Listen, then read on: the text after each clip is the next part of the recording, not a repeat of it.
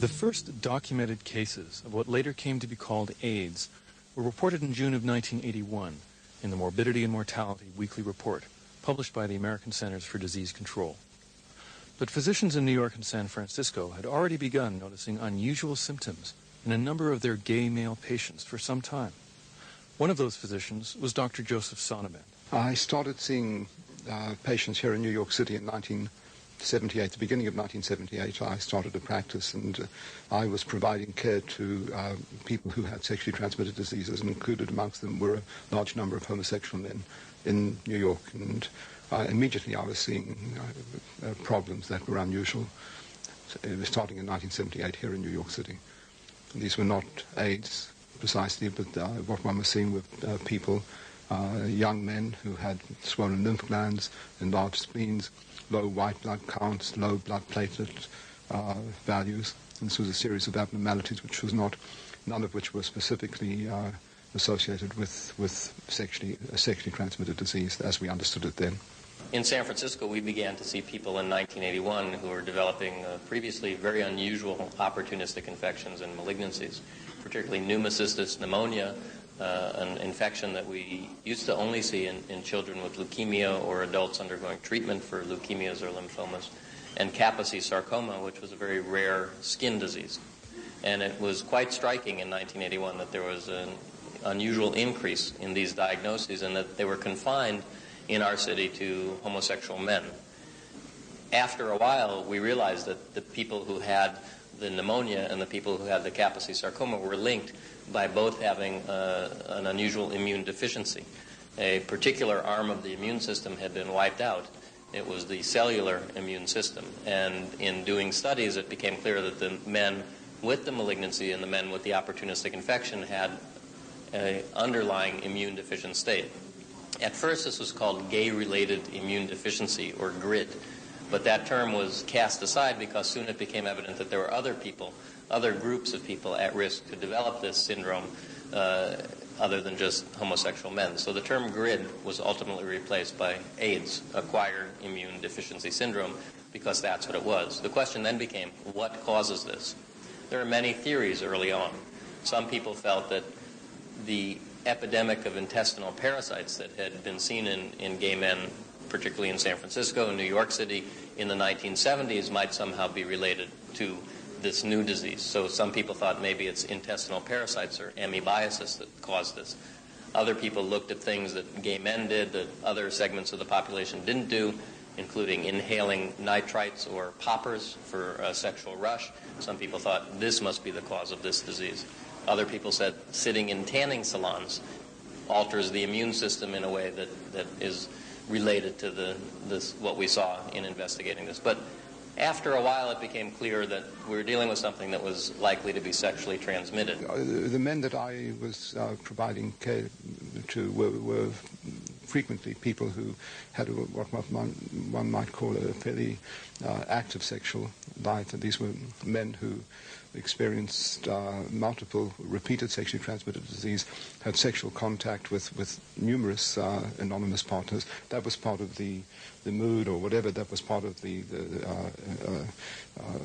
lifestyle that had evolved during the 1970s.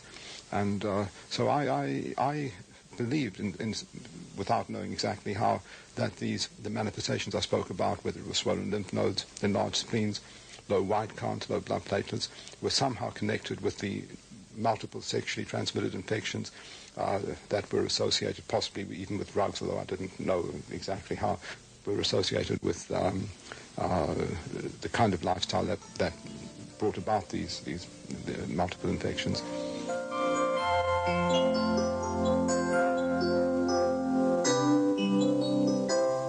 One of Dr. Sonnabend's first patients was singer-songwriter Michael Callan. I was hit over the head by AIDS actually I started to get sick in the summer of 1981, shortly after the first reports of this new mysterious gay-related immune deficiency. And I was officially diagnosed with full-blown AIDS in the summer of 1982. I'm old enough to remember that in the early days there really were two main views both of which were considered equally plausible and were seriously discussed. One was that some combination of factors in the gay lifestyle might account for AIDS, perhaps poppers, or a new strain of CMV, or syphilis, or hepatitis in combination with some new delta agent or something. And then the other view was that a new agent must have been introduced into the virgin population that would account for AIDS. And the two views warred with each other in a friendly, I think, appropriate, healthy way. Each particular view had its major spokespeople, and evidence, could be accumulated for either view. And then in 1984, at a press conference held in the United States, a retrovirus eventually called HIV was simply announced as the cause of AIDS. The probable cause of AIDS has been found. The press conference that was held by Reagan's Health Secretary Margaret Heckler in 1984 was the real watershed. Ian Young was one of the founders of the Canadian Gay Liberation Movement back in 1969 and has carefully studied the history of the AIDS crisis. At that press conference, the word came down that we have now found the cause. Now, the HIV had been discovered a year or so before in France. Without very much fanfare, it was noted. People thought maybe it was important. They were looking into it. But it was not given out as dogma. With that press conference, then, the HIV theory became the official cause of AIDS in the United States. Research to find a cure for AIDS has resulted in the isolation of a virus. In the United States, it's called HTLV3. In France, it's known as LAV. HIV was made for television. It's a simple science fiction response. You can explain it in the 8-second soundbite. You say, for every disease there is a germ. We now have the germ that's called the AIDS virus, and if you have the AIDS virus, you get AIDS. My name is Bob Lederer, and I'm an investigative freelance journalist. I have a monthly column in the lesbian gay U.S. national magazine Outweek, and I also have a weekly radio program on alternative AIDS treatments on a listener-supported community radio station in New York City.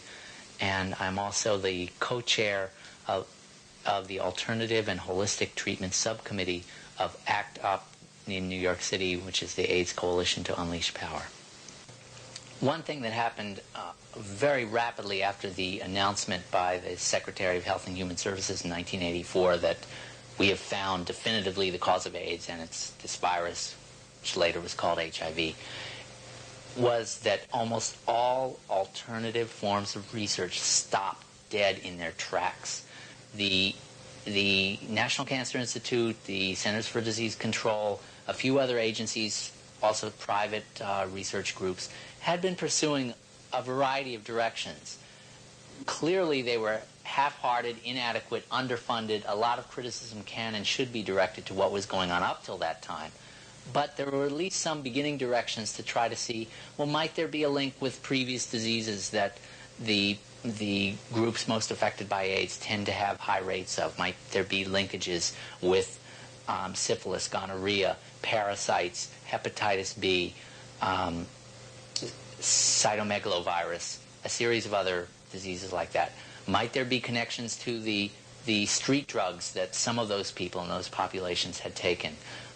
One that was particularly scrutinized was poppers, amyl and butyl nitrate, which have been known to have immune-compromising effects. And various other leads, some of which clearly didn't pan out, but others of which it was still an open question in 1984. And what happened, and this has been documented in the medical literature, is that virtually all of that research came to a halt. It was an all of our eggs in one basket kind of approach. And the logic was that if you could, go for the gold, if you could knock HIV out, then you wouldn't need therapies to prevent opportunistic infections, and you wouldn't need immune modulators because magically everything would be all right.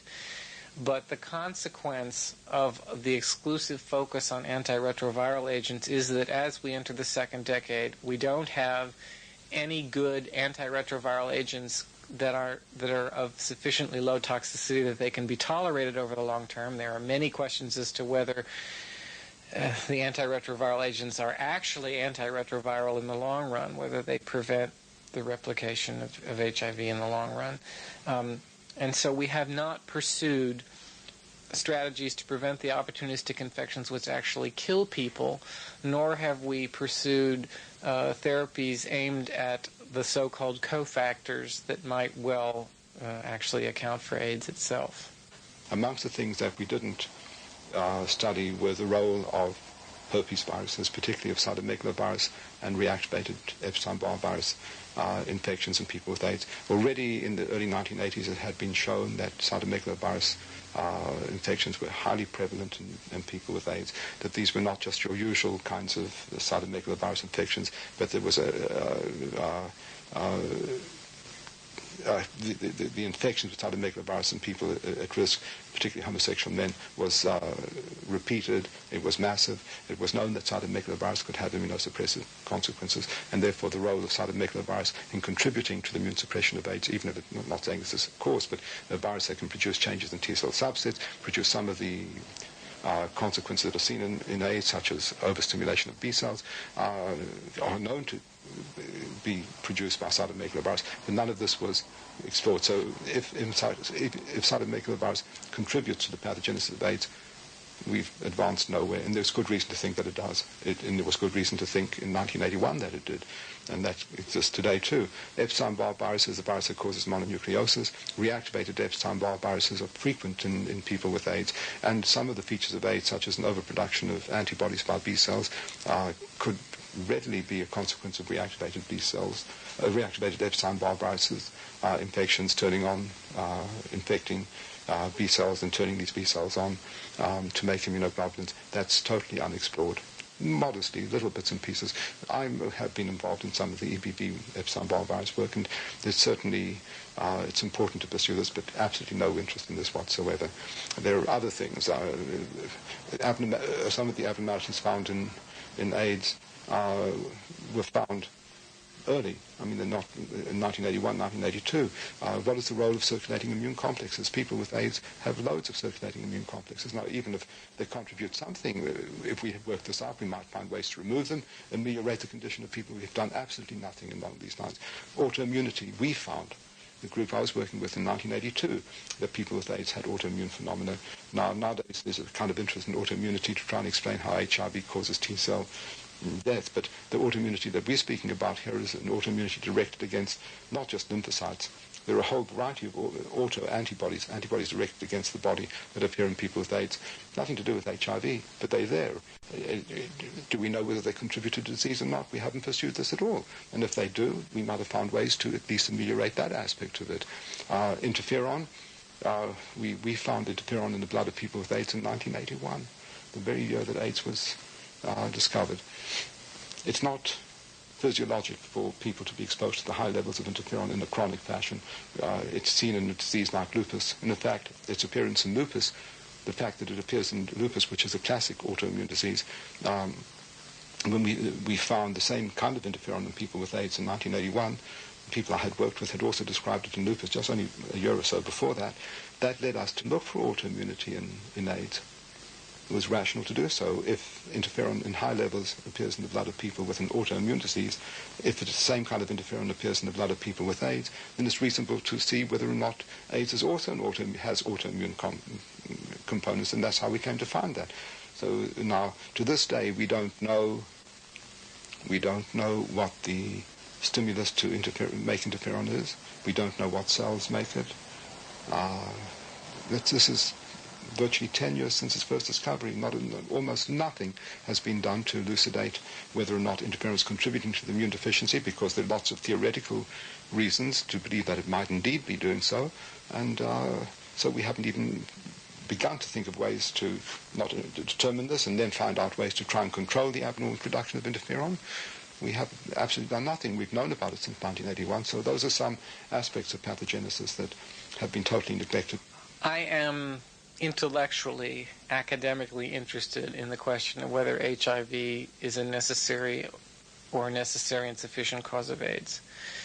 But my academic interest pales in comparison to my interest as a person with AIDS whose life depends on finding treatments for AIDS. Almost all treatment resources, research has gone into the development of treatments against HIV, and in addition to that, a tremendous investment has gone into the development of the vaccine. The fact that so much money, so much attention, so much research, so many pharmaceutical products and so on have all been plowed into this idea that AIDS is caused only by HIV. That means that there's that much less to be deployed in looking into other causes and other modes of healing. Even, I mean, the AZT, less and less looks like it's any good and may well be very, very harmful. The whole theory behind AZT is that AZT attacks the HIV virus, and the HIV virus causes AIDS.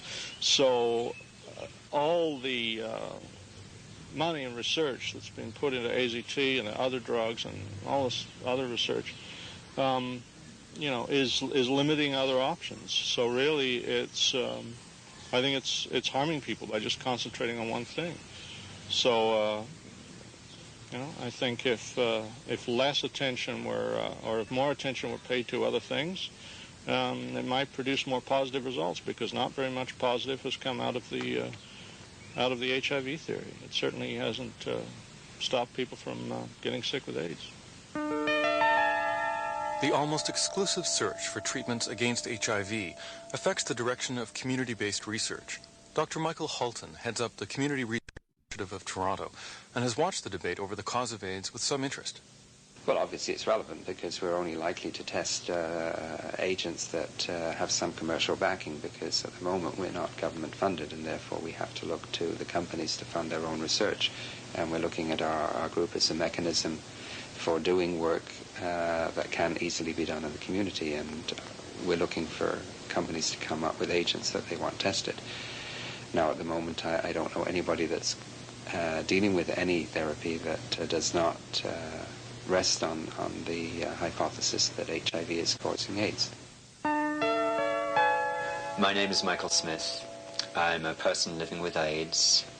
I've been an AIDS activist for about 5 years. I was diagnosed in the fall of '88, but I've in fact been sick with opportunistic infections for 5 years. And I'm a community activist working with AIDS Action Now in Toronto, and also the Prisoner AIDS Support Network. I'm a pretty skeptical person when it comes to authority, if you like, and so I'll apply that to science in the way I look at my own disease and the way it affects other people. I've tended to take the view that you deal with how people are sick and how we treat ourselves, and we figure out what works for ourselves.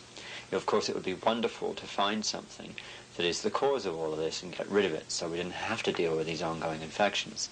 But it became very clear early on that not only was the establishment somewhat corrupt in its approach to all of this, but that the science was sort of questionable, that claims were made which would not be allowed in other parts of science, under the guise that people had to rush with AIDS. We had to find the answer because people were dying, and so HIV was established as the cause of AIDS, when really in any other area of science, that level of research to make that claim would not prove the case. Now, in the face of this, what was rapidly consolidating as a solid front in the scientific establishment, that HIV is the proven cause of AIDS and there's no doubt about it, along comes this retrovirologist, Peter Duesberg, from the University of California at Berkeley. He is exactly one of the people who had made his reputation and developed his expertise in the special virus cancer program of the 1970s. But unlike all of his colleagues, he had become separated from the government and was beginning to be very reflective and very critical of some of the directions of that program, and started to come to the conclusion that, in fact, not only were retroviruses clearly not proven to be the cause of any form of cancer, which in spite of the fact that the evidence was very weak on that. There were still scientists at that time that were saying that at least some forms of cancer may have a link to retroviruses. Not only was that not true, but that now the then new HIV theory, which was held as the established fact rather than the theory that it still was of the cause of AIDS, that wasn't proven either, and more than that, that there were serious flaws in it and strong reasons to believe that it might not have validity at all. Okay, so he comes on the scene in a very well-documented piece in Cancer Research Journal. The response was deafening silence from the medical establishment. This is not the way that scientific debate is supposed to go on in this country. There's a supposed tradition, which perhaps is more observed in the breach than in the observance, which is that when a new scientific proposition is put forward, that generates debate in the scientific literature. There's a responding article at some future issue of the magazine or some other magazine by equally eminent scientists, and they go through the logical flaws in the first presentation, et cetera, et cetera. It's all done very above board and with a real desire to engage the issues and try to find out who really is in the right direction. This didn't happen at all. There was almost an eerie silence about the challenge he had made, and clearly he was not a lightweight academically, and the points he had made were not made in a frivolous manner. They were made with a lot of research and a lot of thoughtfulness. That's not even to say that his position was completely right, because I think there's still some issues that can be raised with the way in which Peter Duesberg has made his arguments. But it is to say that he was raising legitimate positions that the medical establishment had a responsibility to people with AIDS to respond to, and they didn't. And really the only thing that forced a change in that situation was when he went to the media. One of the first journalists to seriously investigate Peter Duesberg's work was Anthony Liversidge. I'm a science journalist and do considerable interviewing with scientists. And one day a colleague tipped me off about Peter Duesberg and his strange theory that maybe HIV didn't after all cause AIDS. So I called him up and spoke to him at length, and he seemed rather convincing.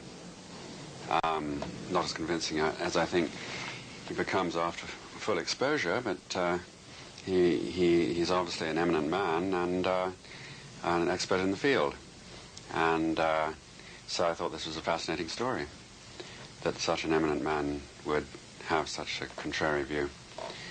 And I then thought that as soon as this was published in Cancer Research, it should have been taken up by every major establishment newspaper.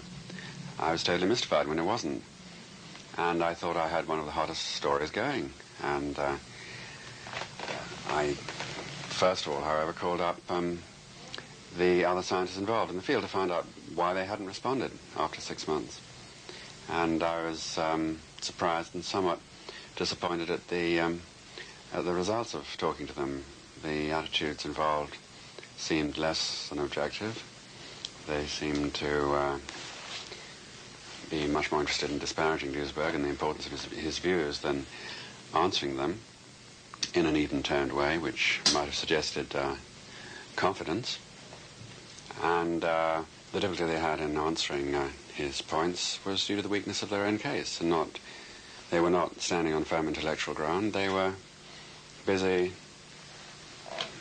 worrying, almost perhaps baffled that someone who was a member of the club, the insider circles, that had really, he's one of the founders of Virology. He's been around for 20 years, fully paid-up member of the Nixon Cancer Virus Club. Why such a man should suddenly cause them annoyance and irritation and discomfort by undermining their, as it were, favorite thesis. And the general stance of Gallo and the other leaders of the HIV position has been dismissive, has been contemptuous, that this upstart would come along and dare to question the consensus, as Gallo said, of thousands of scientists around the world. I mean, he's almost alone. There's him and maybe a few other crazies out there, and everyone else knows that HIV causes AIDS. Well, that is simply a commentary on the power of scientific officials and through the use of research money and access to the prestigious medical journals to define the agenda of what is the established truth and what isn't.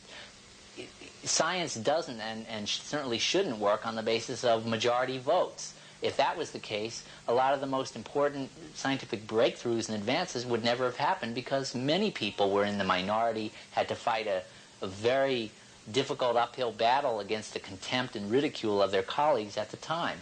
And this is something that's been repeated again and again. So I think he kind of exposed his own biases when he framed it in terms of Duesberg must be crazy because he's in this tiny minority. But the fact is, Peter Duesberg is not the only leading scientist to doubt the HIV hypothesis.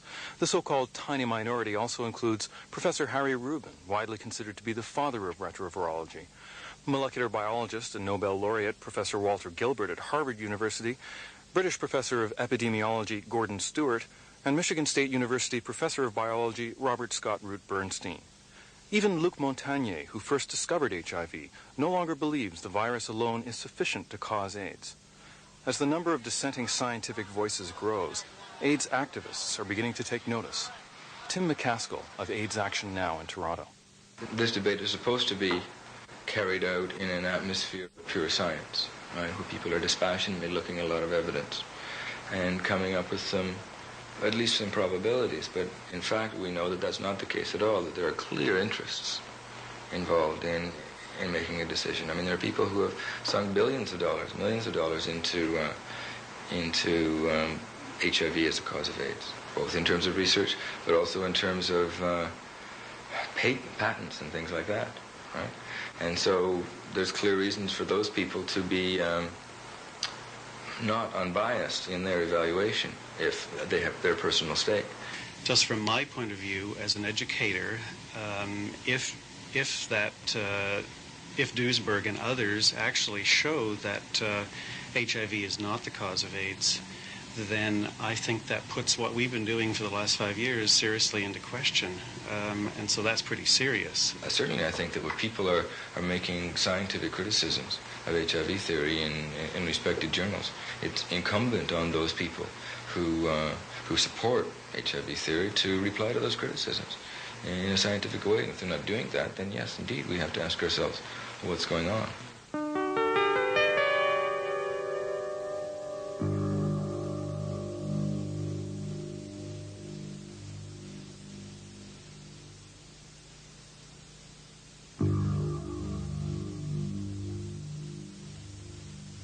The first isolation of HIV, I believe, occurred in Dr. Montagnier's lab by Françoise Barré-Senoussi in Paris in about 1983 or 84 when she was looking at a lymph node that was taken from a person who had the syndrome of persistent generalized lymphadenopathy, or PGL.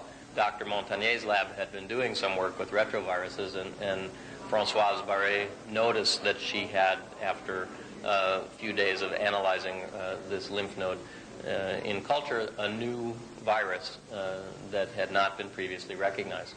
Dr. Gallo's lab in the National Cancer Institute had been well known also for working on the first retrovirus known to cause disease in humans, that is HTLV1, or human T-cell lymphotropic virus type 1. So there was some cross-fertilization between these two labs, exchanging the virus back and forth, that ultimately led to the announcement that the cause of AIDS was probably this new virus called originally by the French LAV for lymphadenopathy-associated virus, and by Dr. Gallo's group HTLV3, because it was the third member of this new family of unique retroviruses that attack the lymphocytes or the immune system. It's interesting. I'm old enough to remember that shortly around the time of that announcement, there was open skepticism, in part because Gallo is such a schmuck and has a reputation for questionable scientific behavior in the past, and because it was a an election year, and it was so patently political the way the announcement was made. The journalists used the word putative very frequently, alleged, and there was almost open contempt in much of the reporting about the press conference, and that skepticism lasted for about a month. The truth of the matter is that their reasons for believing that HIV caused AIDS in the first place were, in fact, rather weak. They weren't even at the time convincing. They were actually suggestive rather than conclusive. But essentially, you might say that Gallo claimed to have found that the virus which Montagnier discovered, and which he sent him, was present in a large number of AIDS patients, and that he couldn't find it in samples from people who were not in risk groups for AIDS. And so you could say that the first pillar of the thesis was associational in that way, the association between the virus and the people who had disease, who had AIDS. And the second thing was that the virus favored T cells.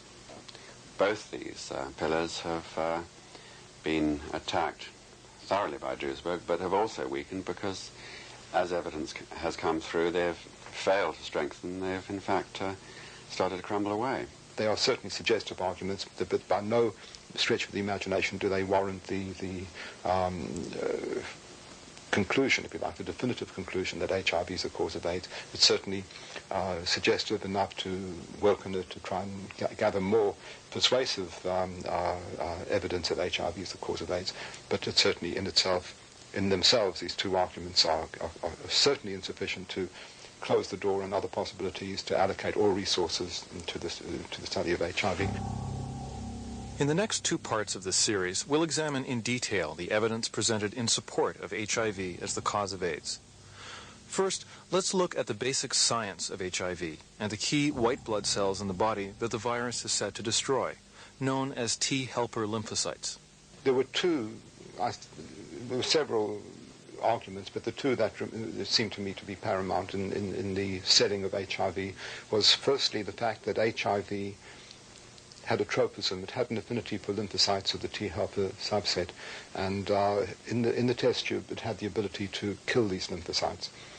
And if you couple this with the fact that in an AIDS patient the loss of T helper lymphocytes is regarded as the hallmark of the disease, it is the characteristic pathological feature of AIDS, at least it's said to be, and it actually is true that people with AIDS have a severe depletion of the T helper lymphocytes. Now, if you put these things together, the fact that HIV has an affinity for T helper lymphocytes, that in the test tube it is able to kill these cells, and that people with AIDS have a depletion of these cells, you can conclude then that HIV is responsible for the loss of T helper lymphocytes.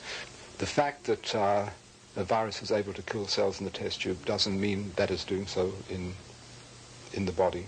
There are any number of examples of viruses that can wipe out cells in the test tube, but these viruses are totally harmless. For example, there's a virus called vesicular stomatitis virus. It's an animal virus. There's another virus called encephalomyocarditis virus. It's a virus. It's a murine. It's a virus of mice.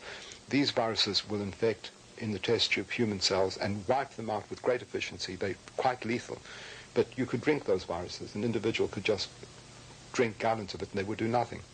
So these are vesicular stomatitis virus. In fact, they're used in experiments on human cells because they're harmless. We need viruses that will kill human cells in the laboratory, for example, to do an interferon assay. We need to see whether interferon will protect cells from a lethal virus that will give us our assay. So people look for viruses. You don't want to work with something that's harmful if it contaminates you. So people look for viruses that will work in vitro but don't work in vivo because you don't want to be exposed to anything dangerous. So that's the first point, is that an effect in the test tube cannot be extrapolated to mean that that same effect is happening in the body. Absolutely not.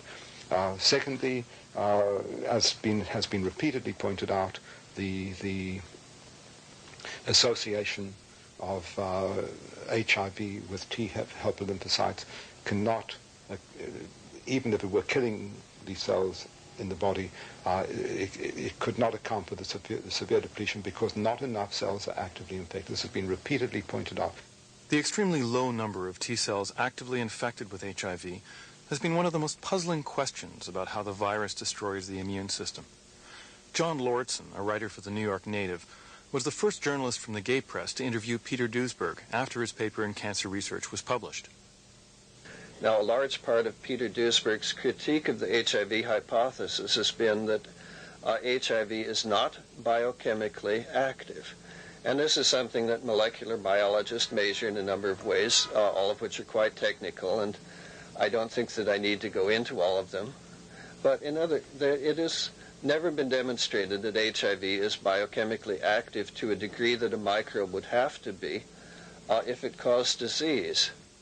However, new data has since been published that appears to contradict this finding.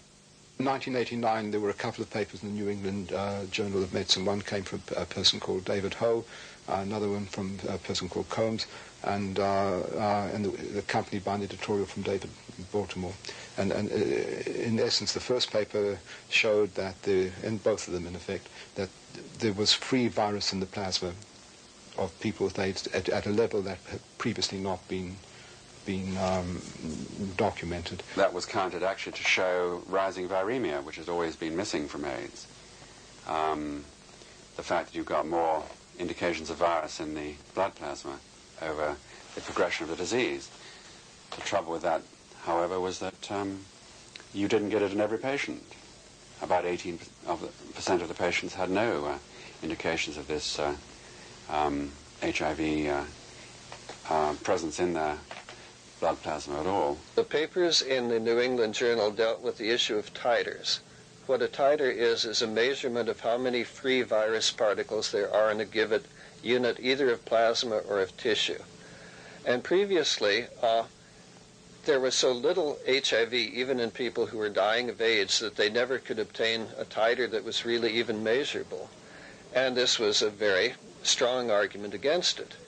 Now, in those articles, they claimed they were able to find titers in most of the AIDS patients, although there were a sizable number, I think about 20%, where they still could not find any evidence of viremia. However, Duesberg, in the May 17th issue of the New England Journal of Medicine, responded to those articles. The editor, first of all, didn't want to print Duesberg's letter at all, and he had to fight for the opportunity to respond. And then they only published it when all three authors, Coombs, Ho, and also David Baltimore, who had written an editorial, rebutted Duesberg's letter. So it was a bit unfair. Duesberg had only 40 lines to make his point, and each of the other three had 40 lines, meaning a total of 120. If one reads the debate very closely, it's clear that they don't respond to the points he made. They use a lot of words, and there's a certain amount of sophistry, but they don't respond. A very basic criticism Duesberg made was that the people who did this did not use any new techniques whatever. They used exactly the same techniques that had been used many, many dozens of times before, and always before, the scientist failed to find titers of any sort at all. Therefore, how is it that these people, using exactly the same techniques, all of a sudden discovered viremia when no one else had before that? This is a question that has to be asked. You know, were all of the other people wrong then? Were they incompetent? What is the reason for this? They were able to show that a larger than previously believed number of lymphocytes carried HIV, but it was not shown, they by no means at all showed that these cells were actively infected with HIV. I suppose it's important to make the distinction between latent infection and active infection. A retrovirus, as part of its life cycle, has to integrate its genome into that of the host. And when that happens, one can get a situation of stable integration. That's to say, the genome of the retrovirus, which is RNA, is copied into DNA by the reverse transcriptase. That DNA is plugged into the host cell genome, and it can stay there forever with nothing more happening. No virus is produced. when nothing is just totally inert.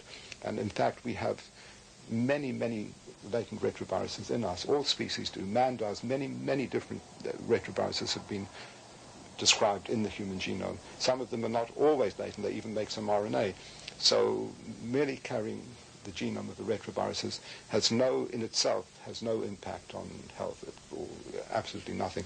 So even in those papers that were described, it was impossible to distinguish between those cells that were actively making virus or those cells in whom they had to encourage the virus to come out of. So it doesn't, although it was said to put an end to the debate on cause, it certainly didn't do that. We're entering the second decade of AIDS. HIV was first identified in France in 1983 and in the United States in 1984, actually stolen from the French, but that's another story. So we've had 6 or 7 years to study the virus known as HIV. Everyone agrees that HIV is the most intensively studied virus in the history of the world. It has been taken apart and put back together 1,000 times. Millions and millions have been spent characterizing every gene. And entering the second decade, we still haven't a clue how it's supposed to account for the many systems failures that characterize AIDS. As you know, HIV was first thought to work like I call it the Pac-Man model of T-cell killing. HIV was thought to directly kill T cells, and that's how you got AIDS. But then it was discovered that HIV was not a terribly active virus, at its most active infecting 1 in 10,000 T cells, which, as Duesberg has pointed out, is roughly equivalent to losing a finger prick of blood a day. The body more than generates that amount of T cells. And so now, as we enter the second decade, and they're mortified at having spent all this money and not having come up with an explanation of how HIV is supposed to do its dirty work, now they're exploring indirect mechanisms of HIV-related cell killing.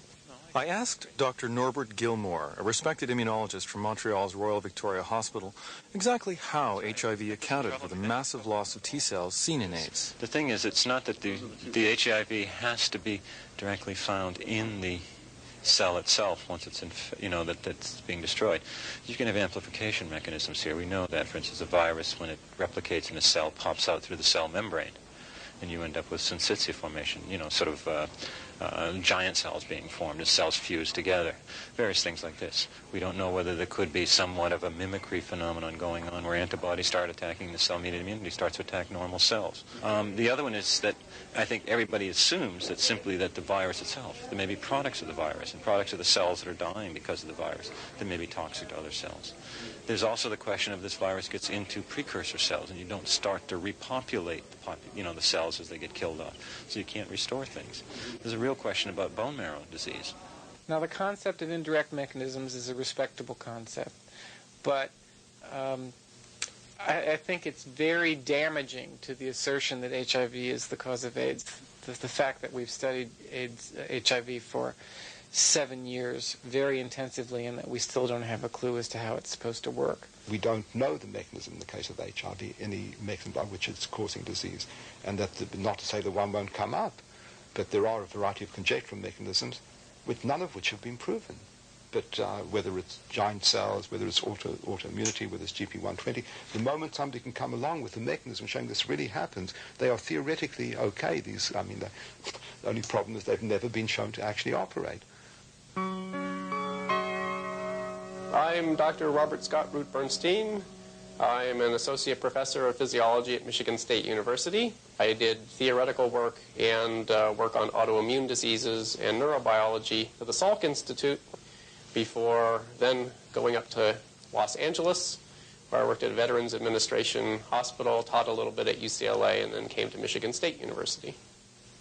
There are a number of reasons for considering other hypotheses in AIDS. One is that HIV has not satisfied the standard criteria for a disease-causing agent. That is, normally when we say that a disease is caused by a particular virus or bacterium, we're able to demonstrate that that virus or bacterium will cause the disease in an animal model. We don't have an animal model in which HIV will cause AIDS. It can infect chimpanzees, but it doesn't actually cause immunosuppression in them. Therefore, we have no direct evidence that HIV actually causes immunosuppression or AIDS. There have been claims of various kinds. They compare, for example, monkey viruses, which cause, they say, similar symptoms.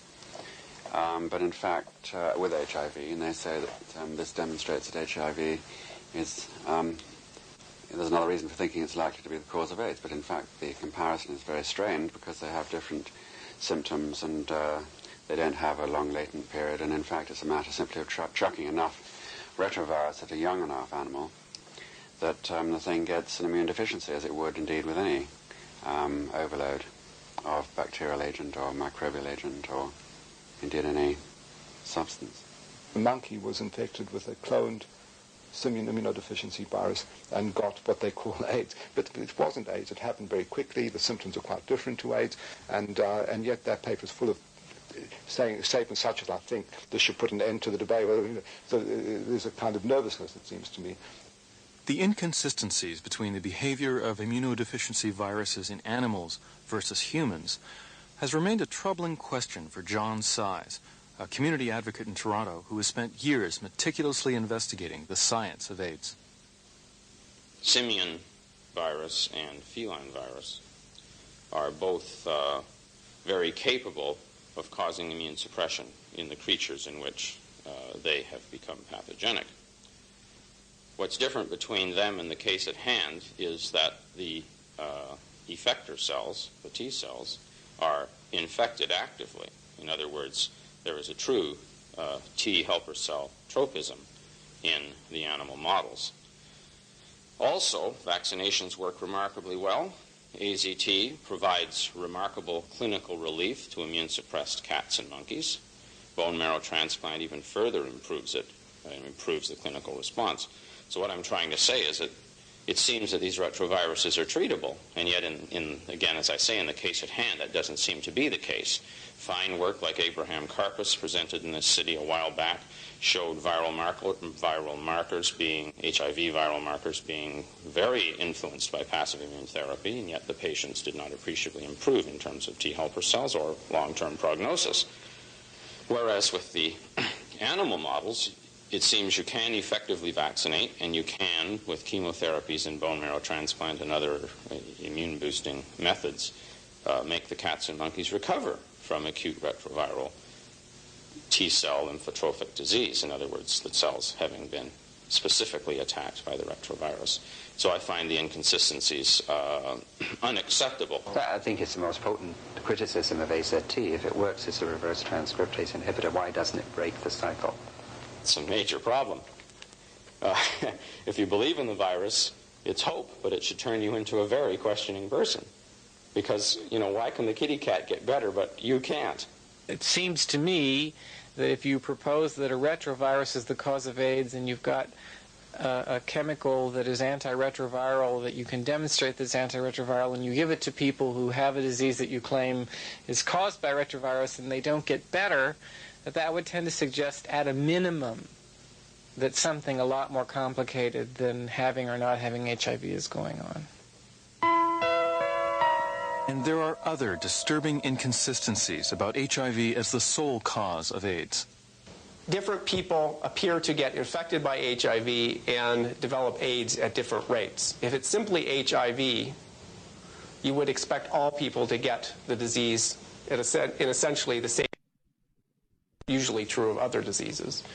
In AIDS, you can apparently be infected and develop AIDS almost immediately, or perhaps develop it 10 or 15 years later.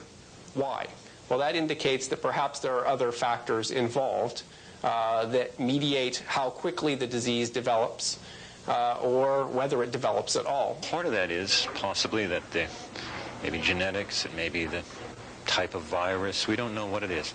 Could be that there's some other factor comes along that starts to trigger this thing and starts to make it go downhill. We don't really know what all those factors are, and I think people now are starting to say this. Well, this attempt to bring in co-factors has always seemed to me to be sort of second line of defense, you know, sort of fallback position. It's certainly an admission that by itself HIV doesn't seem to be impressive after all. certainly far, far less impressive than it was claimed to be in the beginning. People have talked about cofactors for a long time and saying we probably do need some type of cofactor that'll accelerate the destruction of the immune system, may retard, the absence of it may retard and slow down the process and so on. But one of the features about this virus is that it appears to be quite toxic to it's a cytopathic virus, and so it does destroy a lot of lymphocytes. The claims that HIV kills cells in the laboratory have always been poorly based. The ways in which it kills cells in the laboratory are standard, which would apply to any retrovirus. It has to do with the way cells stick together in syncytia, as they're called, and in effect, you might say, suffocate when some of them have HIV and some of them don't. As soon as all of them have HIV, it seems that they just flourish. So HIV itself doesn't seem to actually kill them. But, of course, this has always been vigorously denied by Gallo and other people. Gallo once told me that HIV would kill Clark Kent in the right dose. Now, however, he admits that it needs a cofactor. In fact, he told me quite encouragingly last year that you and I, Anthony, could live with this virus for 30 years and die of old age. The question I think that's raised now is there some other cofactor, some other something that leads to further destruction of the immune system? This has been talked about. There was originally talk about syphilis as an example as one of the cofactors, cytomegalovirus. Now mycoplasmas are being talked about. It's possible that these things do. When you say that something has a cofactor, you better demonstrate it. You better demonstrate that HIV plus the cofactor always equals AIDS, and HIV minus the cofactor, you better admit, doesn't cause AIDS. And you better show that the cofactor alone doesn't cause AIDS. Or anyway, immune deficiency. And it seems to me that they fail on most of these counts. I think one of the most interesting things that has occurred is the announcement by Luc Montagnier, one of the people who actually discovered the HIV virus, that he doesn't believe that HIV by itself is sufficient to cause AIDS. We thought we had the best candidate for this virus to be the cause of AIDS. But after a while, even from the beginning actually, we thought maybe for the activation of that virus in cells, we need some cofactors. So I would agree that HIV by itself, or some strains of HIV, are not sufficient to induce AIDS. This is a major step backwards for the HIV proponents. Up until this time, almost every HIV proponent has proclaimed that HIV is the sole cause and the only necessary cause of immunosuppression in an AIDS patient. And what Montagnier is now saying is that HIV is necessary but needs some kind of other infectious agent. In this case, he believes it's a mycoplasma. There's evidence from Gallo's lab and other people's lab that other retroviruses, that herpes viruses such as cytomegalovirus or other herpes viruses may also play the same role. Dr. Montagnier came to this conclusion in a paper he published in March of 1990 in the Pasteur Institute's journal Research in Immunology. Montagnier's recent paper, is astonishing and self-defeating, I think. Because it shows that if you add antibiotics to your cell culture, HIV won't kill the cells. Both HIV and the cells will flourish. Apparently you need the antibiotic. What does the antibiotic do? According to Montagnier, he looked and searched for the reason and found that what it does is kill the mycoplasma. A mycoplasma is a bacterial agent. That apparently was killing the T cells. If you killed off the mycoplasma, the HIV wouldn't kill the T cells. For some reason, the press hasn't noticed this. It's just been printing stories that, replaying Montagnier's claim that, hey, he's found yet another cofactor in AIDS. They seem to overlook the fact that in doing so, he's also plainly stated that under normal circumstances, in a meaningful way, HIV does not kill T cells, even in the lab. So this suggests, again, that an HIV virus by itself, an infection by itself, does not doom one to developing AIDS, and that if we can prophylactically prevent people from developing other types of mycoplasma, cytomegalovirus infections, getting blood transfusions, abusing drugs, and so forth, perhaps the HIV infection will never, in fact, develop into full-blown AIDS. I don't think I would discard HIV. What I'm trying to say is I think it's very valuable to look for these other things, because the more we understand about it, the more we can start to try to stop the process. Yeah, but to say simply that HIV is not the cause is not the proper logic. That's all. I'm just saying is the principle we start with is HIV is there. And that given conditions in which it starts to replicate and damage cells, and that whole process of damage starts, you're going to have a tremendous amount of damage to the immune system. Now, whether you can accelerate that and produce it by some other means, I don't know. It seems that when the thing doesn't do anything, they run to a cofactor to do something and say that HIV is still involved. Well, some of them may genuinely believe that perhaps they were wrong about HIV being the sole cause, and that there may be other factors that are important here. For others of them, I think it's kind of it's like arguing theology with a dogmatic church. And Catholic theologians know this only too well. You can say a lot as long as you adhere nominally to certain accepted doctrines or dogmas. And the HIV hypothesis is certainly an accepted dogma. So as long as they adhere officially to saying, yes, HIV is, in quotes, the cause, then they can go from there and say, well, of course, there are other things which affect that cause and that may make it better or worse, or so on. I don't think it's anything surprising to suspect that HIV is a major important cause for damaging the body, and that something else might come along to contribute further damage or accelerate the process in some way. So it's like dissenting without appearing to dissent. You know, which is fine if it breaks the back of the dogma eventually, as I think it will. Then if that's how it has to be done, well, so be it.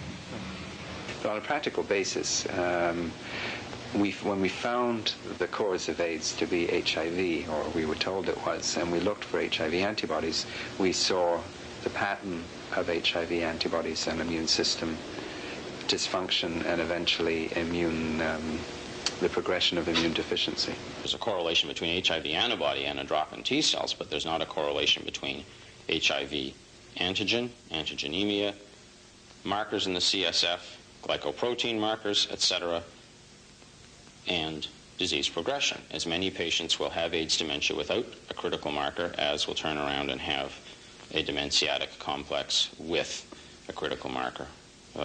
It's just not clear. In other words, what I'm saying is it's exactly what your friend from Michigan said, that, you know, there is a lack of correlation of critical markers with disease progression. So that's a major problem, and its failure to infect the effector cells is a critical problem. Something else is bugging those cells. Some toxic effect is attacking those cells.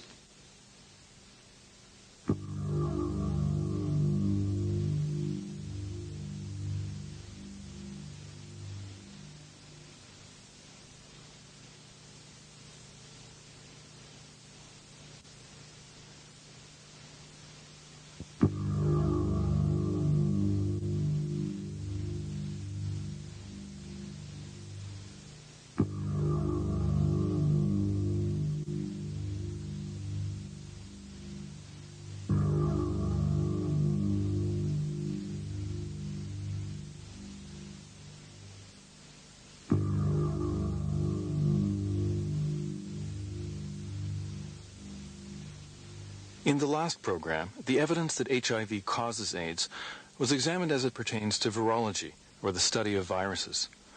Among other things, it was pointed out that in vitro test tube observations don't necessarily apply to behavior in vivo, in the body. Only a tiny fraction of T cells are actively infected with HIV. There is no proven mechanism by which HIV causes AIDS. There is no applicable animal model in which HIV causes AIDS. Various cofactors seem to play a significant role in AIDS, and there is no correlation between actual viral activity and disease progression. I think, essentially, you can say that the virology simply doesn't pan out. When you look at how the virus behaves, and how other viruses behave, and what we've always known in history as to how viruses behave, or indeed any microbes, you find continually that you have no reason to suppose that you're on the right track. Nothing comes up which suggests that this virus is indeed, in some mysterious way, knocking people out after years of inactivity. Whatever claims are made on its behalf are claims which, in effect, are imaginative. They don't actually, they are not claims which come from particular evidence, or much of it, and which is then backed up by accumulation of more evidence. It's really hard to find things which genuinely back the current hypothesis as far as the behavior of viruses are concerned. And what you find is that the scientists who defend it tend to go to epidemiology, which is really not their field. So it has to be a matter of concern that, again, the scientists we're depending on for leadership in this area are arguing their case outside the realm of their expertise. I think most people would agree today that almost everyone who's had HIV, has AIDS, has been infected with HIV if you do sufficient amounts of testing. However, the issue of correlation, this is one of the very first things that you learn when you study statistics. I can remember in the first 2 weeks of my introductory course in statistics, we were told what correlation was, and you're taught that correlation always implies causation, but correlation does not prove causation. So you can have a very powerful correlation between two or more things, and you still have to dig in by any method that's appropriate and prove that the relationship is one of cause and effect. Questions of methodology are very important in all aspects of science, and perhaps if I give a simple explanation or simple example from another area of science, it will make it clear why these questions are important. Supposing that I drop a beach ball and a lead ball at the same time and just let them drop. It's clear that the beach ball will drop slower than the lead ball. If you were Aristotle a couple thousand years ago, you would say that that proves that light objects fall slower than heavy objects. On the other hand, Galileo would argue that, in fact, all objects fall at the same rate in a vacuum. This isn't a vacuum, therefore the experiment that you've just performed is irrelevant to testing the actual laws of physics. And if you're a modern engineer, you might say, on the contrary, that's a very interesting experiment because it proves that there's something in the air that keeps the ball up, and we can study the laws of aerodynamics. So we have one experiment and we have three interpretations of it. The same thing could easily occur in, and does occur in, any area of science. We have to look at the data and then be very careful about how we interpret it in terms of particular theories.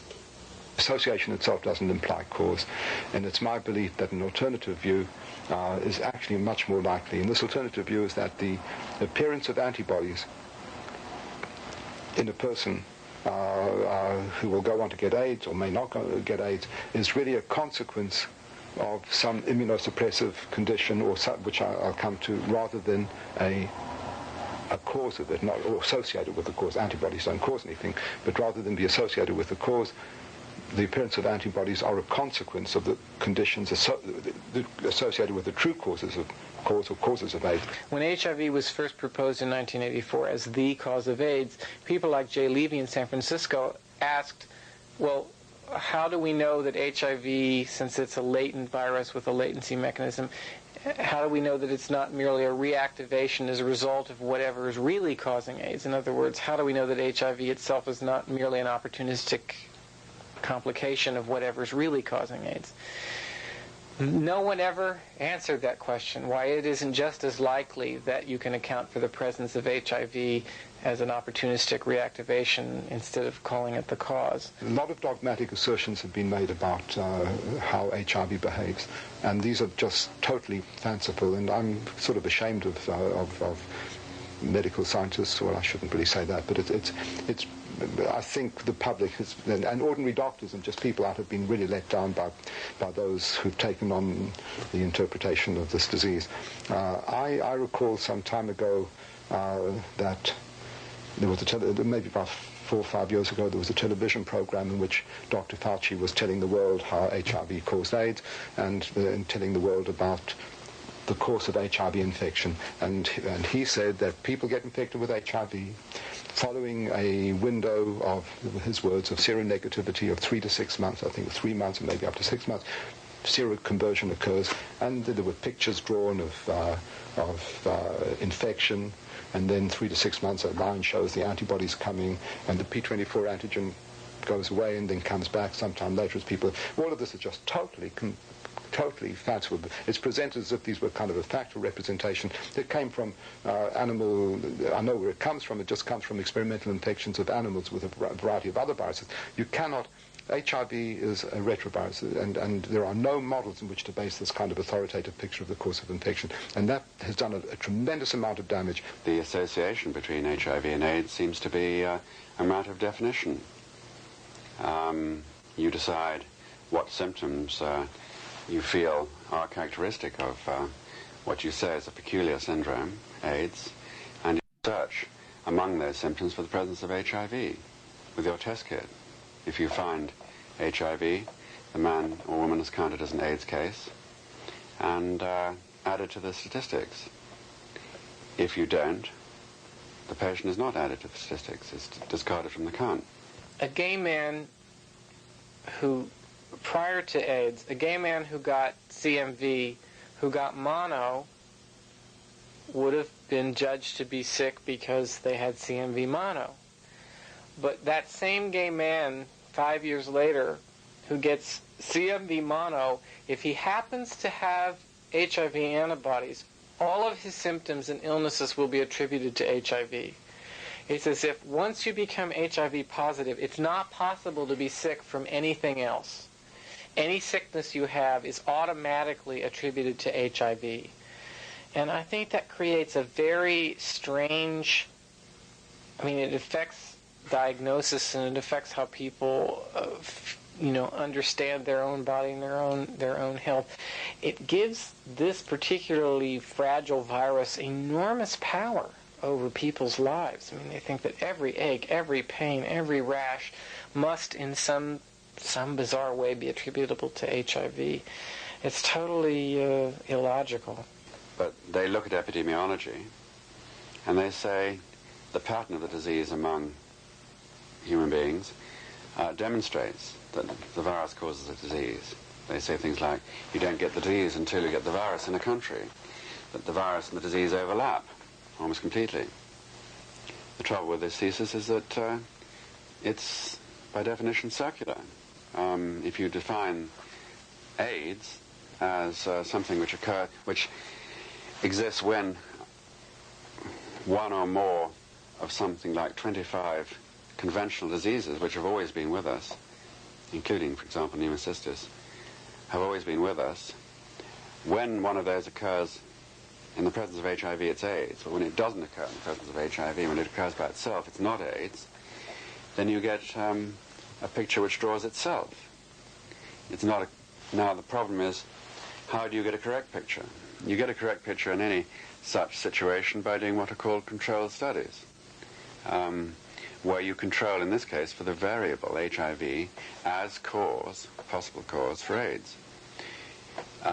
Instead of being alarmed and astonished automatically and swallowing stories of AIDS wives or AIDS crack babies or hemophiliacs who have got AIDS because it is said that they became positive through some means or another for the HIV virus, you simply take 100 AIDS wives or 100 hemophiliacs, not otherwise different, or 100 crack babies, and you see whether their experience differs. And the way you do it is control for the variable. You control for HIV. And then you can see whether HIV does indeed have an influence or not. Does it make any real difference? None of these studies have ever been done. And now it's totally tautological. Now you cannot have AIDS unless you have HIV. You can have PCP, you can have KS, you can have cryptococcal meningitis in the absence of any obvious explanation for the immune deficiency that leads to those diseases. But unless you ante up a test that says you're also infected with HIV, you will not be admitted to the AIDS fraternity. You will be considered a mysterious background case of the particular opportunistic infection that would otherwise qualify you for a diagnosis of AIDS, which is a kind of neat little trick to simultaneously make the assertion that HIV is the cause of AIDS and at the same time require it as a matter of definition. There's some other very interesting information. There are a number of AIDS patients that have been tested by every available test for HIV who have no HIV infection, and yet they have full-blown AIDS. They meet the definition of the CDC and other organizations for AIDS patients. If AIDS is necessary to cause, or HIV is necessary to cause AIDS, why do these patients not have an HIV infection? But I think most people would agree today with things such as the PCR reaction, better antibody tests and so on like that, and better ways to culture the virus and so on, that you can find HIV in everybody who's been infected. When you can't, you start to wonder, is it the failure of the methods to detect it? The fact is that a majority of people with AIDS are never tested for HIV. It is simply presumed that all people with AIDS have HIV. I have known for some time, from knowing people with AIDS who were consistently HIV negative by the most sophisticated tests available, and from some research that I did for my book on long-term survival, that a certain percentage of people with AIDS have always been negative for HIV. My guess is that that's about 10%. And this is still true despite several articles that appeared recently in the New England Journal of Medicine. There are still AIDS cases which have no evidence of HIV infection. In the process of researching my book on long-term survival, I contacted the Centers for Disease Control and discovered that they had done a very small study on a subset of long-term survivors. 48 long-term survivors had been contacted and had had laboratory tests done on them to get their T-cell and their antibody status. And I discovered in the course of talking to the CDC researcher that 6 out of the 48 people who had cryptococcal meningitis, pneumocystis pneumonia, Kaposi sarcoma, and other AIDS-defining opportunistic infections were consistently HIV negative by PCR, by co-culture, by antibody, by Western blot, by ELISA, after repeated tests. These people were not infected with HIV. And yet they had AIDS-defining illnesses and had been told they had AIDS and had been reported to the government as a case of AIDS. So what the CDC decided to do was to simply discount them as cases of AIDS and move on. And what I said to this particular researcher at the time, I said, well, why aren't you declaring a second epidemic? I mean, the AIDS epidemic was declared when it was discovered that a group of people had these diseases in the absence of an explanation. So now you're saying that there's a subgroup of people who have no reason to be getting these diseases, but who are getting these diseases, but they don't have HIV. Why isn't the CDC announcing a secondary epidemic of immune deficiency? If you've decided you don't want to call it AIDS, why aren't you screaming that there's another mysterious agent on the loose and that something else is going on? And there was a silence over the phone, and she said, well, that would be silly. She said, these are just clearly background cases of these particular opportunistic infections.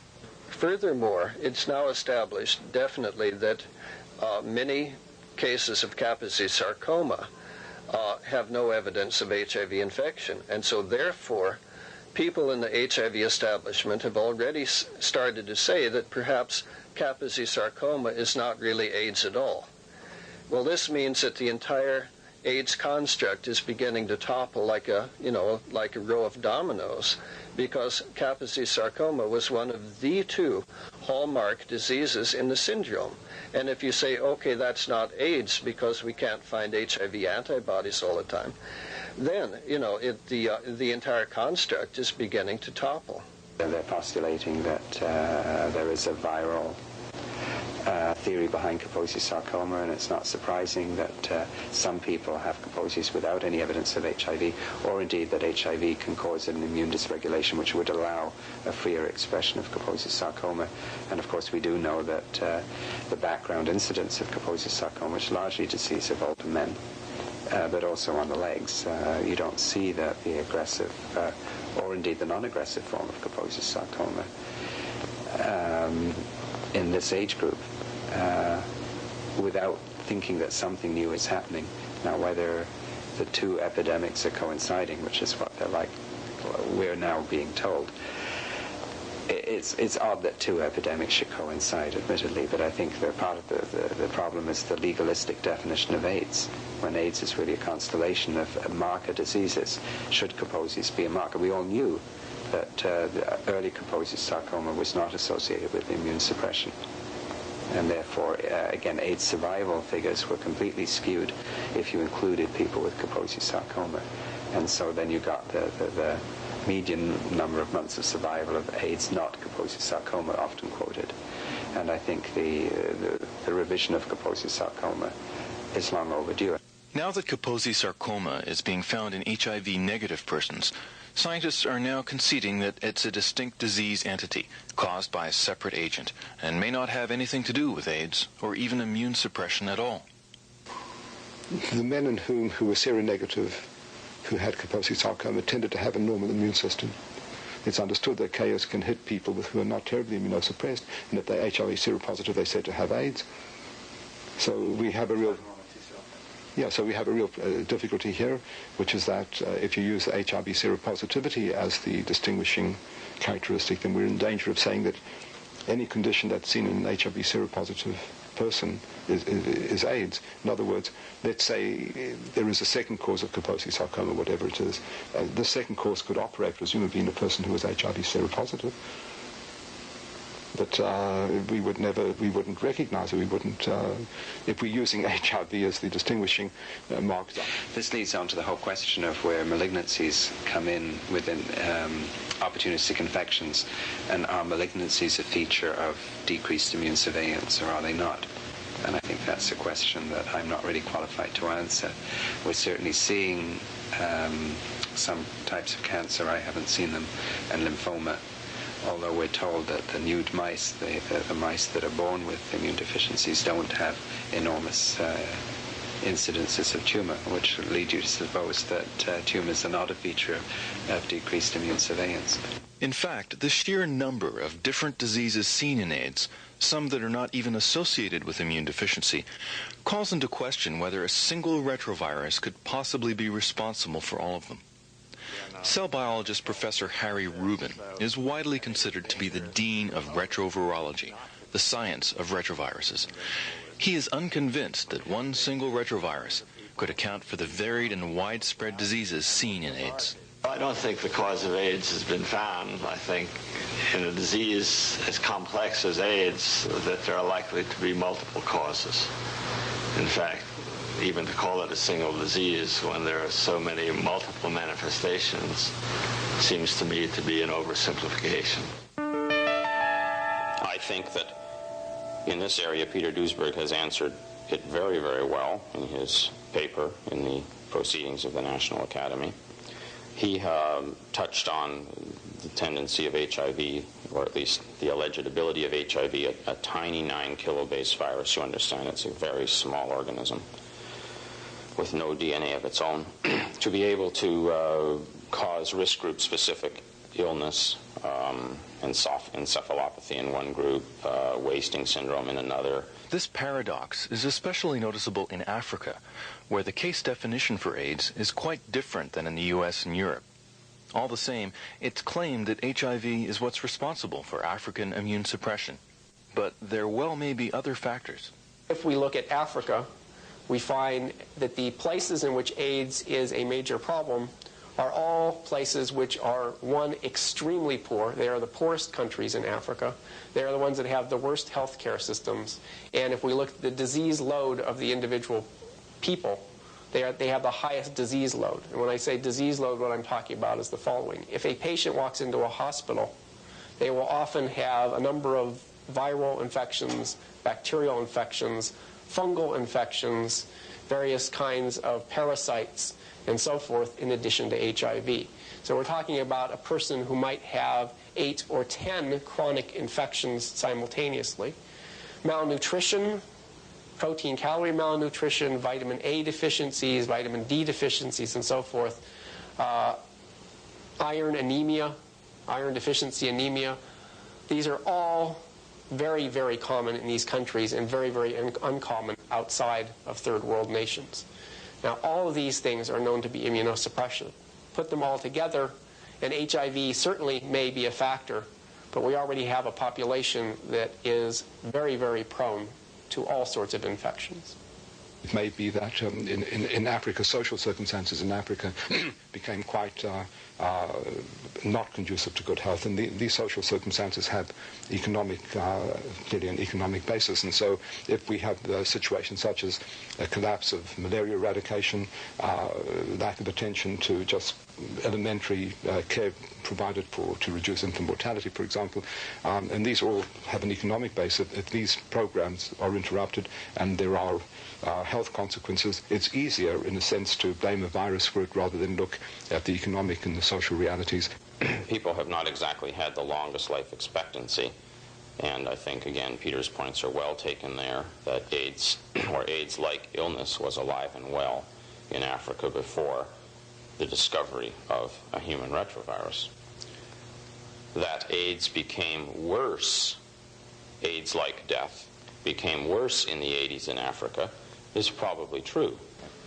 I think it's possible that people in Africa are getting sick in the same ways and for the same reasons that they've been getting sick for the last 100 years or so. There's been lots of chaos and profound immune suppression in Africa without HIV.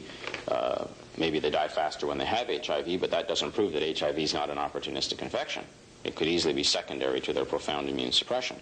Duesberg has pointed out one major contradiction, which is that in the United States and Europe, more than 90% of all AIDS cases are males, whereas in Africa, it's split 50-50 between the sexes.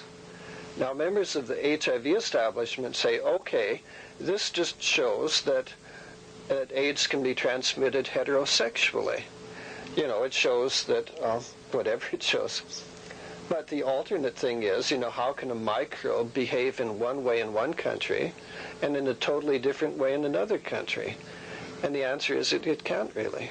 It's ludicrous to say that heterosexual women transmit it to men in Africa, but they don't in the United States. But yet people don't mind living with this kind of peculiarity. That kind of looseness is why it offers enormous loopholes for the current theorists, and that's why they're sitting pretty still after 3.5 years, where an incredible broadside, a very explosive, very high explosive attack has been brought by a man who's put it into print in the top journals in the country, in the world. Because in the nature of things, they've thought out a theory which has so many such looseness about it that you can walk through a loophole wherever you go. There's many, and there are doors, there are wide open doors all the time. And the only solution is to nail down the statistics, nail down the epidemiology. Be scientific about it, admit what you don't know and what you do know. One fact we know for sure is that people are dying. And we know for sure that the people who are dying are immunosuppressed. We know that most of them have an HIV infection, but we also know that most of them have cytomegalovirus infections, hepatitis B infections, Epstein-Barr virus infections, and so forth. So HIV isn't any different in that aspect or respect than any other disease that these patients get. Why we therefore call it the cause, I'm not sure. That seems to me to be, at this point, speculation. The problem here is, again, to do with the fact that we are locked into a dogmatic view of the nature of HIV infection, and this is really a speculation. It's yet another unfortunate situation where hypothesis and fact have got somewhat confused, and a course of infection with HIV that is no more than speculative has been presented as dogmatically as if it was something truthful. established beyond any doubt. And so we are locked into error that way. It's another, unfortunately, we're not doing the kinds of PCR tests on autopsy that I'm suggesting. We're not open to other possibilities because we think we found the truth already. It seems to me that everything that we think we know about AIDS can be questioned. Every causation can be questioned. That we haven't run the control experiments to find out whether other agents are sufficiently immunosuppressive to cause AIDS. We don't know what happens, and in fact this is a major problem with medicine as a whole. We do not know what happens when people get multiple infections concurrently. We don't know what happens when somebody gets Epstein-Barr virus, cytomegalovirus, and hepatitis B at the same time.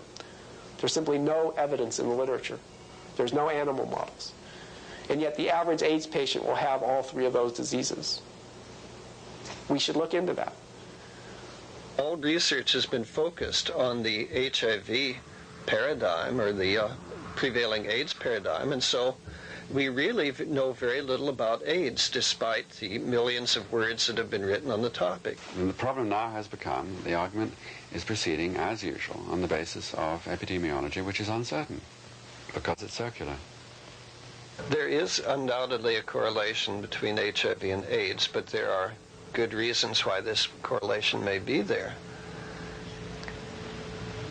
I think, first of all, we have to know what AIDS is and what causes it. And to do this, we would have to do a lot of research, at least some research, which has not been done. It would have to be good research and honest research. It does seem pretty clear that you can't make up your mind until you get some decent epidemiology. As far as I have been able to determine, and this is going on autopsy reports, on talking to physicians who treat AIDS patients every day, by the time they see an AIDS patient, every single one of them has multiple infections. Every single one of them has all sorts of problems. It may be possible that there are good reasons why people in the different risk groups and different people with AIDS are getting sick. Let's investigate them. Let's see what risks impinge on them. These are the kinds of questions that I think need to be answered. We don't know what the minimum number of things, immunosuppressive agents acting on a person, are that will cause AIDS. And that's what scares me. We've assumed that HIV is sufficient, but we haven't checked into any of the other ones.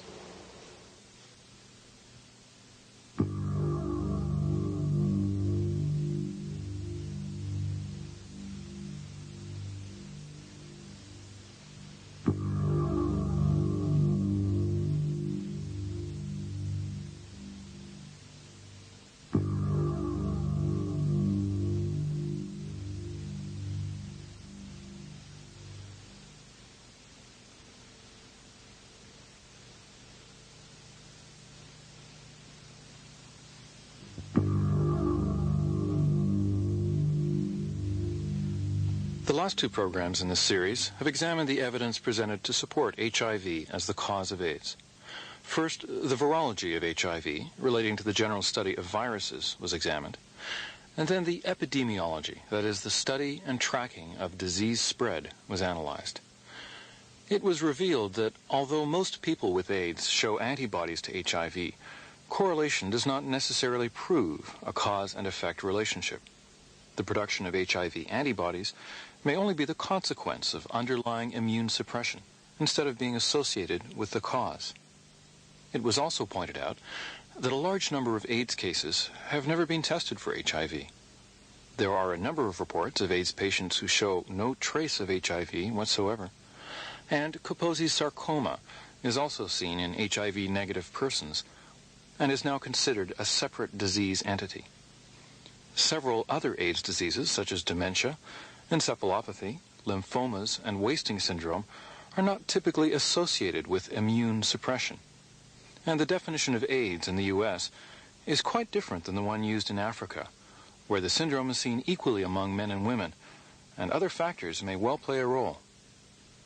Before drawing any conclusions from this information, it would be useful to examine the remaining epidemiological evidence presented despite these inconsistencies.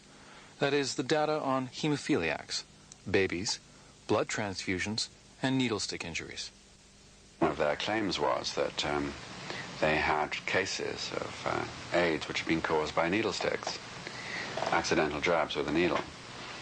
And in fact, the claim was completely spurious on the basis of their own evidence. What happened actually was that health workers who suffered needle sticks of HIV-contaminated needles did suffer some positivity, but whether it's from the needle sticks or not is unproven. But anyway, about 17 out of the 2,000 who said they'd been stuck with needles came up with seropositivity, and only one person was counted as an AIDS case, as such, developed AIDS, supposed AIDS symptoms. A good workup has revealed that indeed the person had other risk factors: drugs, lifestyle, sexual behavior, etc., a partner who could easily have other infections. In other words, a high-risk partner for developing AIDS, HIV notwithstanding, an immune-suppressed person. It turned out that that was, in fact, the only supposed claim of AIDS that had resulted from needle sticks. Needle sticks should work if it's as deadly as we say it is. There should be, I mean, you're not pushing on the plunger, but some virus gets in. The time that needle sticks do work, for instance, a dirty needle infects 6 babies or 10 babies in Russia, and the news hysteria around the world is rampant. But those babies are bubble babies. They're premature. Their immune system isn't even working. That's why they're getting all these transfusions. They are A-gamma globulin-emic infants with stem cell disorders that may or may not live, HIV notwithstanding. So always remember that when you find HIV antibodies in babies that are premature. I mean, what are these babies doing in the ward where they were getting these transfusions? Normal births don't get transfusions. Why don't people put things in the news the right way? So people like me don't have to sit here and poke fun at them. But, of course, they get away with it. They're the news. And the doctors don't scream, and they should, because it's bad science. Those reports from Russia are okay to make, but qualify them. Why are those babies in an intensive care unit? And why do they become HIV positive from one needle, a whole bunch? Because they are prior immunodisposed. Many HIV proponents point to infant AIDS as probably the most important proof that HIV is the sole cause of AIDS. And the argument is very simply that infants don't have any lifestyle risks. What can they possibly do that would immunosuppress them? And that sounds at first glance as if it's a very impressive argument. But if you look into the data very carefully, you find out that it doesn't hold up at all. Something like 90%, maybe it's 85%, I'm not sure of the exact figures at this point, of infant AIDS patients are born to drug addicts. Most of the rest have the high risk of being transfused with blood. Now, that puts them into 2 risk groups I've already talked about. One are the drug addicts. The infant itself is often born a drug addict. They are almost always born premature. They're microcephalic. That means they have a small head circumference. And their immune system is almost always impaired.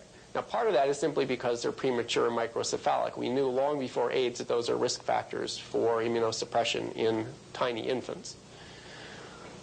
More often than not, the reason that they're born immature is malnutrition, or the fact that the mother has multiple infections, such as gonorrhea and syphilis and so forth, and can't carry to term. The child will often have these infections or has to be treated for them.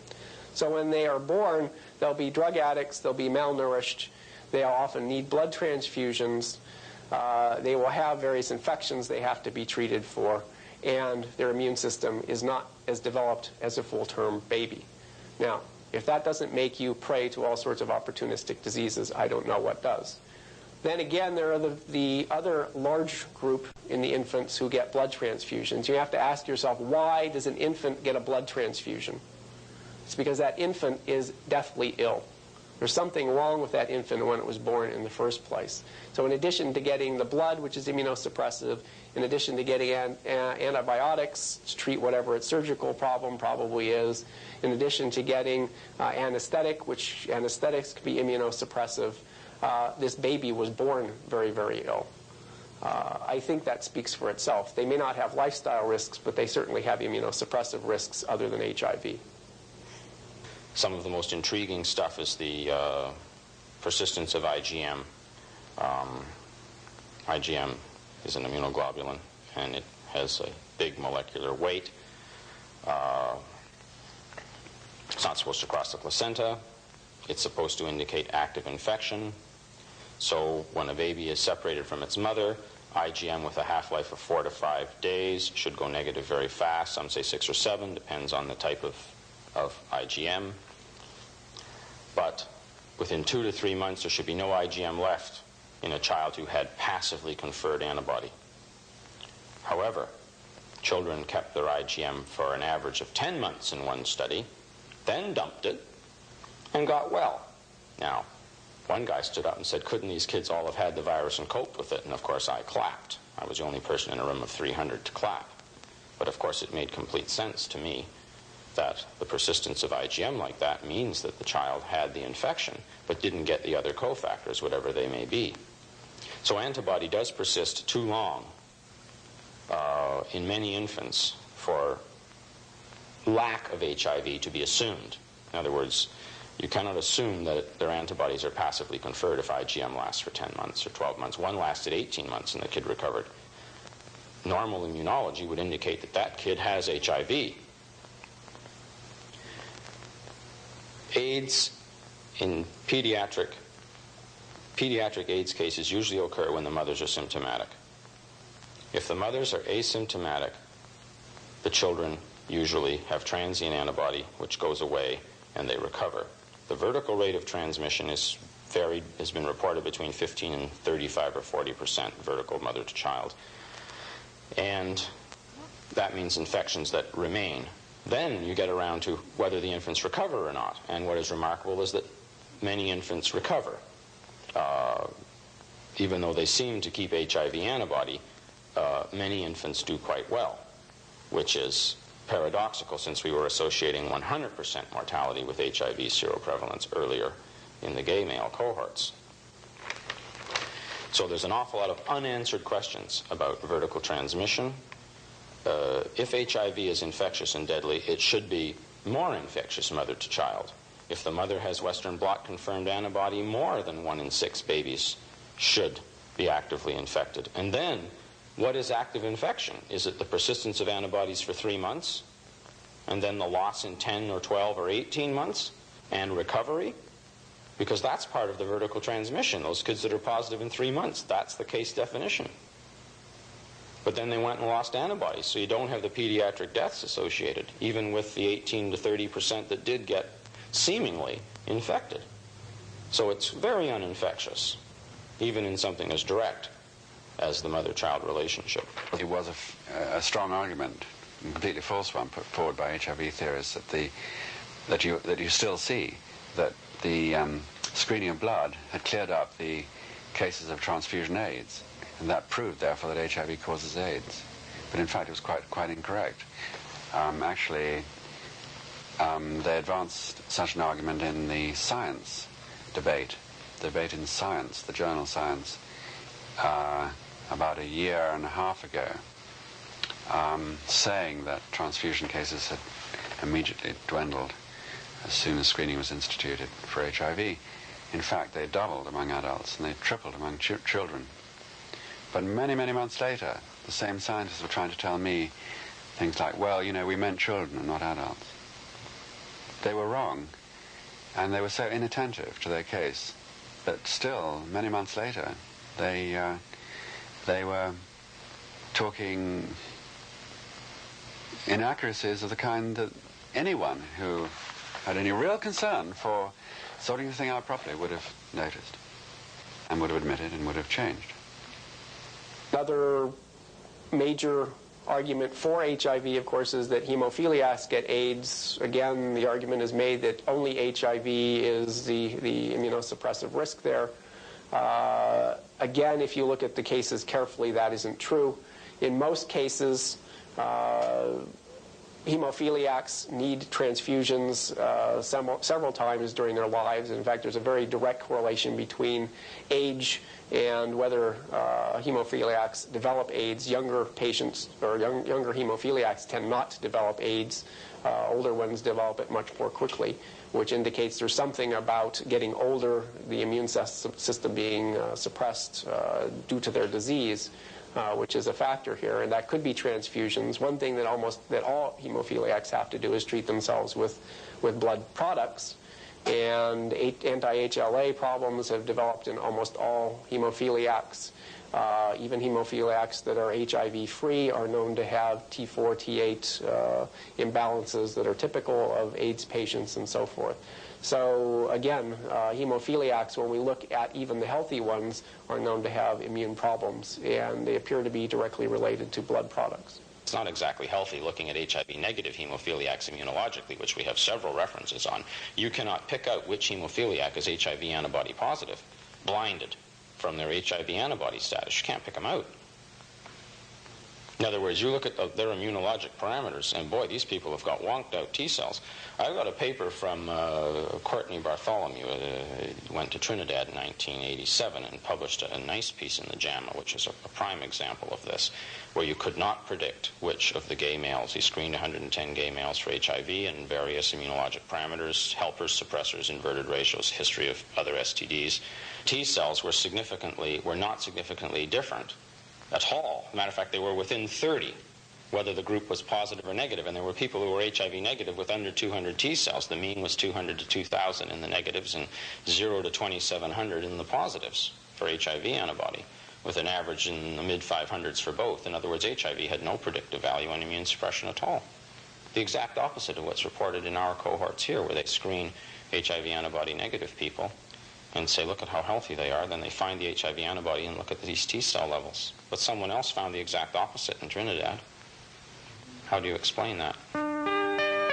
Whether it's gay men in Trinidad, heterosexual women in Africa, IV drug users in New York City, AIDS babies, blood transfusion cases, or hemophiliacs, it's difficult to imagine how one tiny retrovirus, HIV, could account for the tremendous diversity of symptoms, together known as AIDS. And is HIV all that new anyway? Well, the fact that since it's quite uninfectious on its own and seems to require chancroid or syphilis to be caught, or a needle stick or a blood transfusion, its lack of infectiousness makes it very hard for me to understand why it appeared around the world at the same time. And it did, really. I mean, within a very few years, many communities all had HIV in their prostitutes or their gay males or their sexually active heterosexual populations, depending where you go, or in London or in Paris, in the gay male communities, etc. Did someone fly around and sprinkle this virus down on everybody? It's not infectious enough. I mean, maybe homosexuals jetted around a la Gaëtan Dugas, or whatever his name was, a la Randy Schultz, but the heterosexuals didn't to the same extent. And it's very hard to explain its rather quick appearance unless it was already endogenous, i.e. harbored within the hosts. The technology was there only in the last 10 or 20 years, from what we can tell, the technology was there to detect certain entities like viruses, retroviruses, and so on that nobody had been able to see before. So once they could see them, they could blame them. I don't believe HIV is new. One has to really ask what is meant by new when we're speaking about a new virus. What new means, the two most popularly accepted theories about what newness means is one that is new in human populations because it's come from another species, the green monkeys or whatever is supposed to be that fatal bite. Actually, nowadays we have to have 2 bites, but I'll come to that. The second one is that there's been a mutation in a virus that was harmless before, and that mutation turned it into a lethal virus. Problem with that one is that if there was a mutation, then there has to be a virus that existed before, the harmless virus. We should surely find evidence for it. We've certainly found no such thing, so it's a very unlikely event. But even if it did occur, the definitive argument against this comes from the fact that there are two viruses that cause AIDS. There's HIV1 and HIV2. There's been an incredible silence from the scientific community on the problems that these two viruses pose. They are two different viruses. They are not the same virus. They may both be retroviruses, but more than 60% of their genome differs, so this makes them two different viruses, not just as this try to be fobbed off two strains of the same virus that just simply is not on. So if there was a mutation, one would have to say there were two mutations, and that two mutations should happen in two different viruses, causing both of them to produce a similar kind of illness is beyond what probability would permit. It's just totally not possible. We could conceivably have one, but that two should happen in the same time frame in 1960 or 50, whenever it was, that this particular mutation or a mutation to lethality should separately occur in two different viruses is beyond anything that's reasonable. It just simply is not an argument that even can be entertained. If it's a question of a monkey bite, then we have to say that one monkey gave man HIV1, another monkey, I think it's a mandrill another monkey in a different part of Africa gave people HIV2. But at the same time, so all one can say maybe is that there was a frenzy of monkey biting that took place in 1950 that led monkeys to bite people all over Africa. A green monkey gave people HIV1 during this frenzy in the middle of Africa, and somewhere in West Africa another kind of monkey gave people HIV2 during this crazed monkey biting epidemic. A great deal of foolishness was put forward. I mean, there were scientists speculating on little African children carrying around dead monkeys as pets. Well, this is ghastly. I mean, what child would choose to have as a plaything a dead animal? There was no evidence for it, but that, and then they thought that Africans, devoured monkeys, and that this might account for how the virus somehow passed from monkeys to human beings. All not just speculation, but particularly offensive and ridiculous speculation. The only other argument that one might say is that AIDS existed in human populations in remote areas. In one area they were getting HIV2, in another area they were getting HIV1, and suddenly in 1950, with these remote tribes came into civilization. Well, that's also ridiculous, because Africa may be a dark continent and remote and all of that, but it is not that impenetrable. And for centuries there's been traffic throughout Africa, and the idea that there were two tribes totally kind of secluded, each with their own kind of AIDS caused by different viruses, but they would, and all of a sudden the tribes somehow penetrated into other areas at the same time is kind of unlikely too. So we have to entertain the fact that the HIVs, when we speak about HIV1, the same thing would go for HIV2, have been preserved in nature. It can be 1,000 years old, and that some people say older, some people say several hundred years old. HIV is not new. The conditions that produce AIDS are associated with the transmission of HIV and the expression of HIV and the production of antibodies to HIV.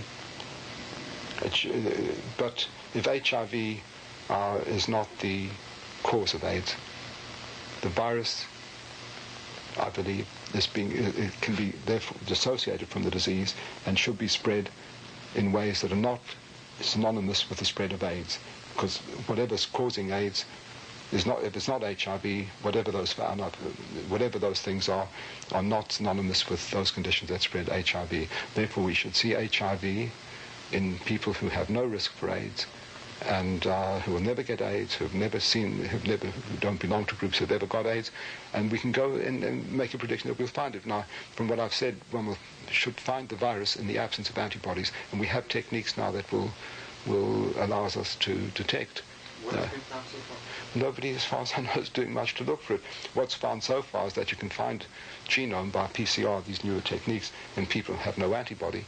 But then, of course, they'll say, well, they're in the process of seroconverting, although it's been found for more than a year, I think maybe a couple of years, and people who still have shown no signs of antibodies. Mostly people have looked in risk groups.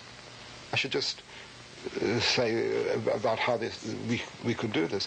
The PCR is done on peripheral blood, on blood cells, and there's no reason to really believe that if there's latent virus, it's circulating in the blood. So it may be. So I think the right thing to do is to take autopsy, fresh autopsy material, and that one should just simply do 1,000 consecutive autopsies. Just take bits of spleen, lymph node, whatever, and just do it. If we had a will to find these things out, we'd do it. And then if it turns out that only people with risk groups show evidence of HIV, I would find that one would have to rethink somewhat. So here's a prediction, which I hope will happen. We should really carefully do it. Just take 1,000, 2,000 autopsies here in New York. But if HIV is not new, why are only certain groups of people making HIV antibodies and a small number of those people developing AIDS? The association of antibodies with AIDS may result from the fact that the conditions that produce AIDS also activate HIV out of latency. And there's no argument against this yet. And the conditions that produce AIDS may be those associated with abnormal production of cytokines. We know that people with AIDS have TNF, they have IL-1, they have stuff in their blood that if people with AIDS, also, without AIDS, also some of them have, but certainly if people with AIDS have these problems, they certainly carry multiple herpes viruses for the most part, which could transactivate HIV.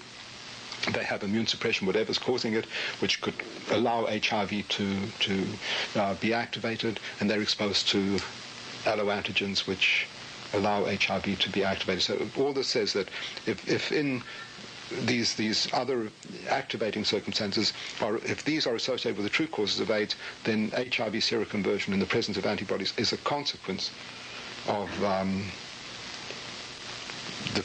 the true causes of AIDS rather than the cause of it. Now, this doesn't argue against the fact that once it's activated, it may indeed contribute to the disease process. I mean, it may indeed, but it cannot do so unless all these other conditions are met. And in an operational sense, I would say these other conditions become the cause of AIDS rather than, even though HIV, once activated under unusual circumstances, may contribute. I mean, I think that may indeed be possible, but operationally, it's not the cause of AIDS. So it's the conditions that activate it are the unusual disease-causing conditions. So HIV has clinical significance in prior disposed or immune-suppressed individuals. I think that may be a fair statement. HIV may prove to be pathogenic in ill people. After all, they do make antibody. So that's interesting and compelling in and of itself. But it doesn't prove chronic disease, and it does not prove pathogenesis, the presence of antibodies. So Peter is quite right there, Peter Duesberg. An HIV antibody positive test is not a death sentence, and clearly the epidemiology is pointing, thank goodness, sharply in that direction, which should be a sigh of relief for the advocates of patients, the people who work so hard like yourself and myself and the gay community to get a more honest, open view, and dozens of others. It should be a sigh of relief that the epidemiology is supporting the fact that HIV cannot cause AIDS in all persons who have antibody to it.